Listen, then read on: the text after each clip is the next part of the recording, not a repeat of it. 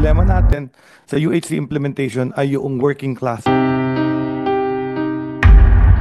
Ang private, out of pocket ka nun. Ibig sabihin nun, you agree magbabayad ka kasi nagpa-private ka. Kung nagpunta lang sila sa charity, libre ko sila lahat. Sagot sila ng government of the Philippines. Hindi ko minamaliit ang mga nasa charity ward kasi nga po yun lang ang makakayanan. Pero sa mundong ito, kaya ka nga nagbabayad na mas malaking premium eh. Para iba ang benepisyo mo, di ba?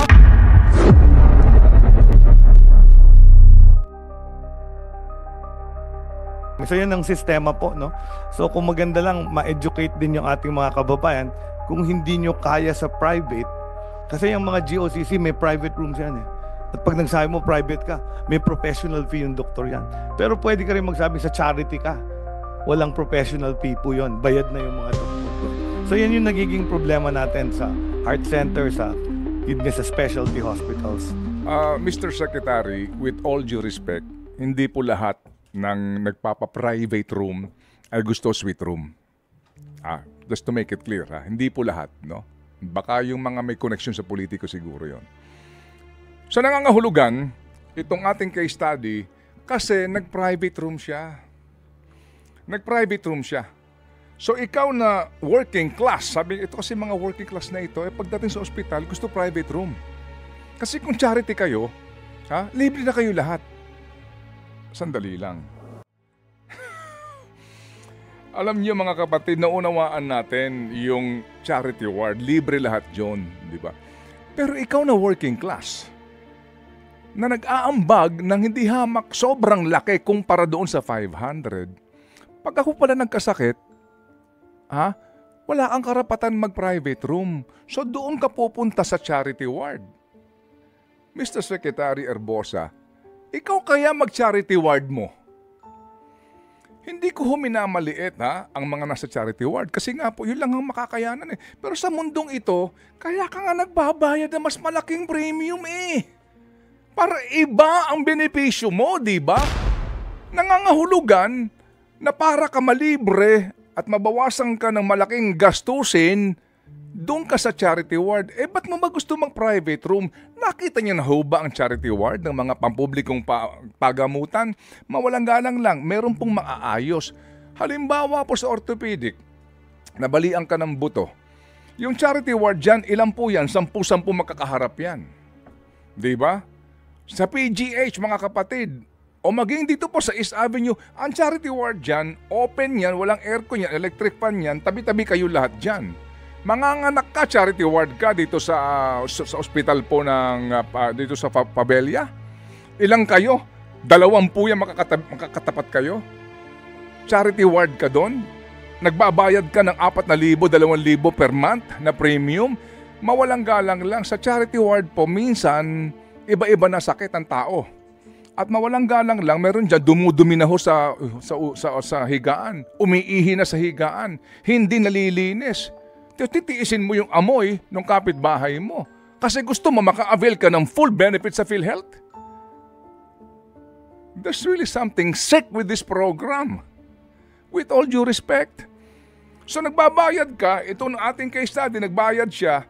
Kung yung kanyang binayad ron sa PhilHealth, ganyang kinuha ng HMO, di nakakuha ka pa ng 400,000 na benepisyo, di po ba? Ang gusto mangyari ni Ginoong Erbosa, ikaw na working class, gusto mo ng benepisyo, ang yabang mo eh. Nagpa-private room ka eh. Punta ka sa charity ward, doon libre lahat. Mabuti po kung ang charity ward natin lahat malinis at air-conditioned. May sakit ka sa baga, na-injured ka, inoperahan ka sa anumang bagay ng katawan mo, doon ka sa charity ward. Tabi-tabi kayong lahat doon. Dadalawin ka ng mga anak mo, dadalawin ka ng mga mahal mo sa buhay, nando ka sa charity ward. Kasi nga gusto mo ng benepisyo. Anong logic ito? Diba? Mawalang galang lang po sa inyo. Nagbabayad ka, bayad ka magkano dito? Kasi po may mga working class naman din, sa dami din po ng mga trabaho po, nagsisipag sila, ang kanila pong sweldo ay higit na 50,000. Na maliit pa rin ho ngayon. Higit na 100,000 piso, na maliit pa rin ngayon.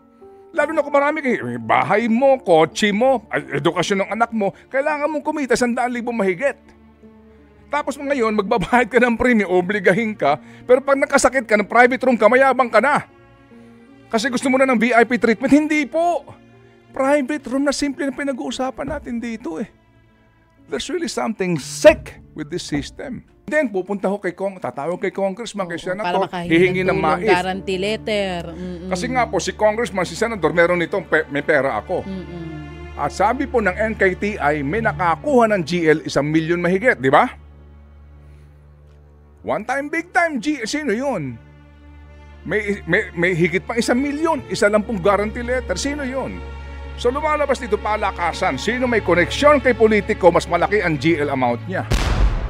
Diba? Pero ikaw na nagko-contribute sa PhilHealth ng sobra doon sa minimum, pagdating mo sa NKTI o sa PGH, charity lang po ako muna.